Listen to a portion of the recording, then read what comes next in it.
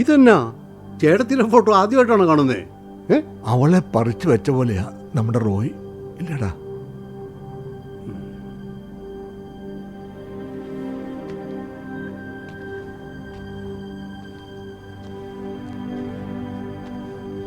മനസ്സിനൊരു സുഖവും ഇല്ലടോ.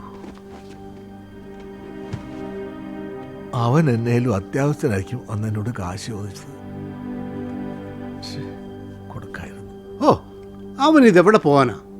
അവനിങ്ങ് വരത്തില്ലേ? വെറുതെ ആവശ്യമില്ലാത്ത കാര്യങ്ങൾ ആലോചിച്ച് മനസ്സ് വിഷമിപ്പിക്കാൻ. എന്തായാലും താൻ ഒന്നുകൂടെ നല്ലോണം ഒന്ന് തിരക്ക്.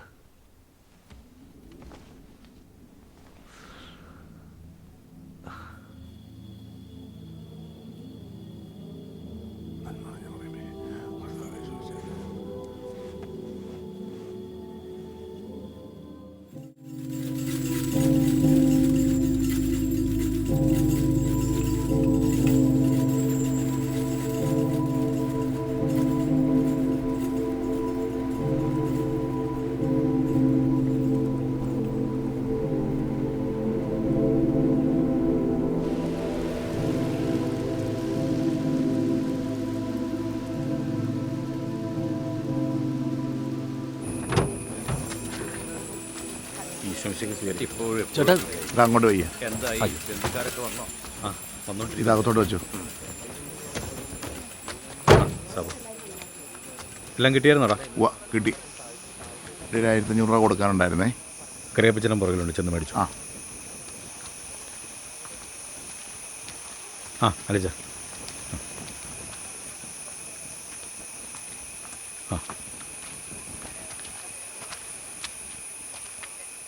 ജോർജ് കല്ലറയുടെ പരിപാടിയൊക്കെ ചെയ്തിട്ടില്ലേ? അത് പള്ളി വിളിച്ച് അറേഞ്ച് ചെയ്തിട്ടുണ്ട്.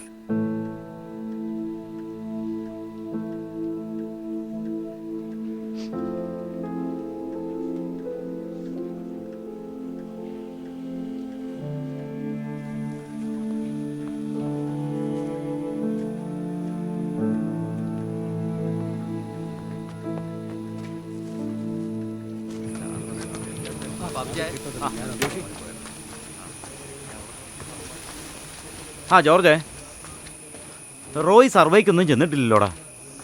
ഓ, ഒരു കാര്യം ചെയ്യാം, പത്രത്തിൽ കൊടുക്കാം. എവിടെയായാലും അപ്പൻ്റെ മരണവാർത്ത അറിഞ്ഞിട്ട് വരാതിരിക്കത്തില്ലല്ലോ.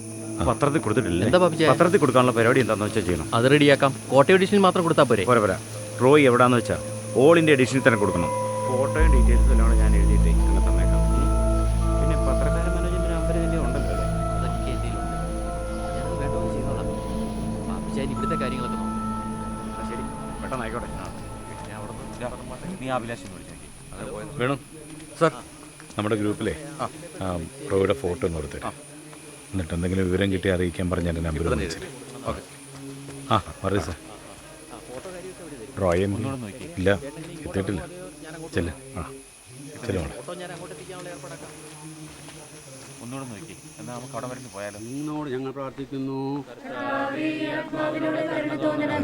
സർവശക്തനായ പിതാവും ആകാശത്തിൻ്റെ ഭൂമിയുടെയും സൃഷ്ടാവുമായ സർവേശ്വരനേക്കും കർത്താവേ, നിന്റെ കരുണ ഞങ്ങളെ അനുഗമിക്കുകയും നിന്റെ ദയാധിക്യം ഞങ്ങളെ പാപങ്ങളെ മാച്ചു കളയുകയും ചെയ്യുമാറാകട്ടെ.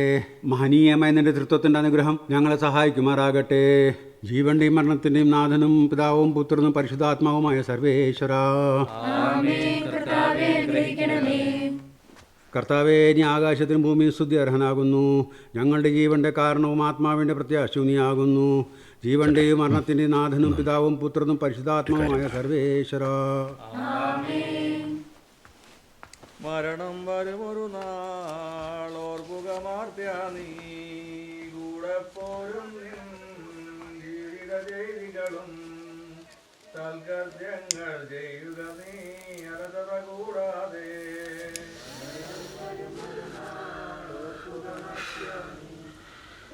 എല്ലാവരും അവനെ ചോദിക്കുന്നുണ്ട്. ചേട്ടാ, ഇനി കള്ളു കുടിക്കല്ലേ? ഇല്ല. മൈക്കിളേ, എടാ, അച്ഛനും നാട്ടുകാരും ഒക്കെ അടക്കിൻ്റെ ടൈം എങ്ങനെയാ നാളെ എന്ന് ചോദിക്കുന്നുണ്ട്. വിളിക്കാമെന്ന് പറ അച്ഛനെ. കേട്ടോ.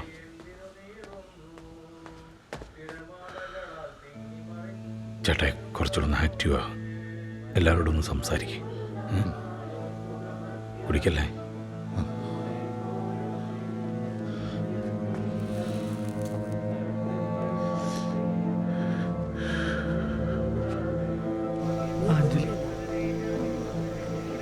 മായ വന്നിട്ടില്ല.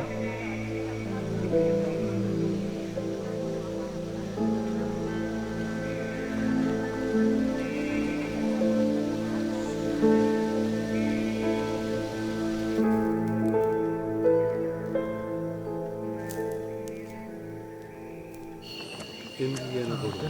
അന്വേഷിക്കാൻ അടുത്ത് മുഴുവൻ അന്വേഷിച്ചു, ഒരു വിവരമില്ല. അതാ ജോർജ്. ചേട്ടാ ആ ചേട്ടാ എന്ത് ദേ അവിടെ ഉണ്ട്. അല്ല ജോർജെ, റോയ്ക്ക് വേണ്ടി വെയിറ്റ് ചെയ്യുന്നുണ്ടോ അതോ? റോയിയെക്കുറിച്ച് വിവരമൊന്നും ഇല്ലോ വർഗീസേ. നാളെ തന്നെ കിടക്കാം. ആ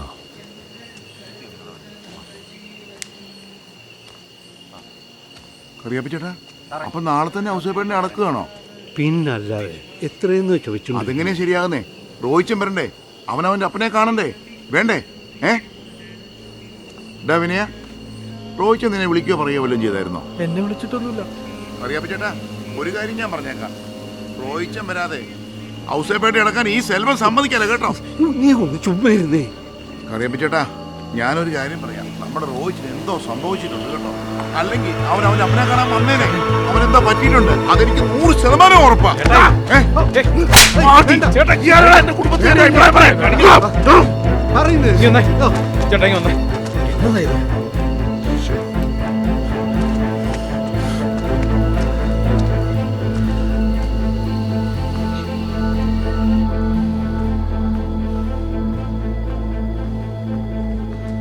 അങ്ങോട്ട് കയറിക്കേ.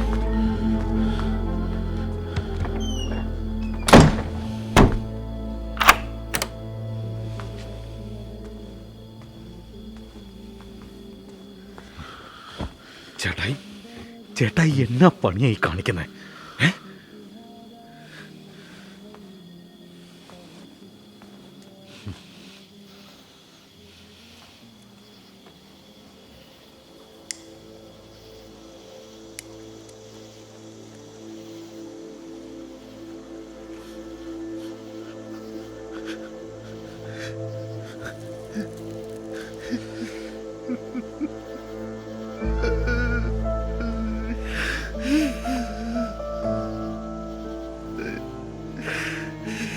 ചേട്ടായി,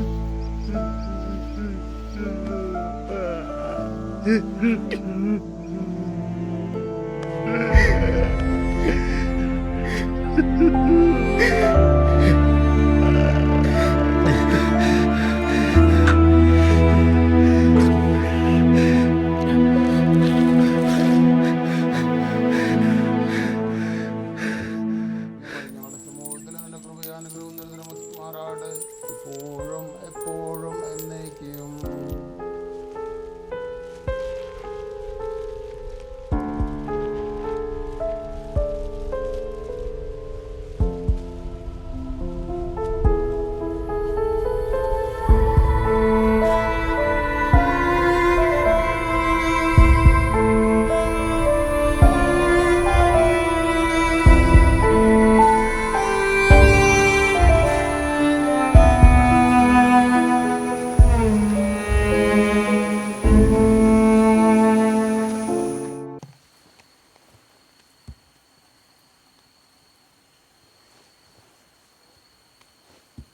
റോഹിച്ചിന്റെ ഫോൺ ഇപ്പോഴും സ്വിച്ച് ഓഫ് ആണല്ലോ.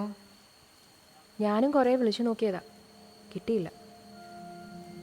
റോയ് മോൻ വീട്ടിലോട്ട് വരാത്തതിൽ ഔസേപ്പേട്ടന് നല്ല വിഷമമുണ്ടായിരുന്നു. അതിന് റോഹിച്ചൻ ഇതുവല്ലോ അറിയുന്നുണ്ടോ? ഓ, അറിഞ്ഞാലും വരത്തില്ലെന്നേ. വഴക്കൂടി പോയതല്ലേ. അമ്മാതിരി വാശിയാ ചെറുക്കന്. ഒന്ന് നിർത്താവോ?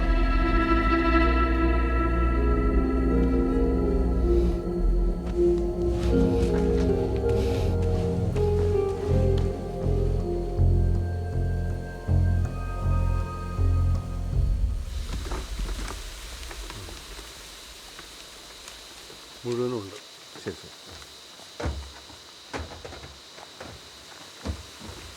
ഇനി അടിയന്തരത്തിന് ഒന്നും കൂടി വരേണ്ടി വരും. ഞാൻ വിളിക്കാം.